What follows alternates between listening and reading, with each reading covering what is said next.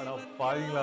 இந்த படத்த பார்த்தாடா வந்து சீரியல் மாரி இருக்கு. அப்படிலாம் சொல்லிட்டு சில ஷார்ட்ஸ், ரீல்ஸ்லலாம் பார்த்தேன். ஃபர்ஸ்ட் படம் வந்த ஒரு ஸ்டார்ட்டிங்ல.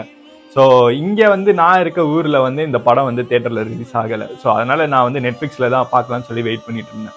படத்த வந்து ஒரு 3 வாரம் முன்னாடியே பார்த்தாச்சு. ஆனா இத பத்தி வீடியோ போடலாம்னு சொல்லிட்டு இருக்க சொல்ல எனக்கு 3 வாரமா ஜுரம்.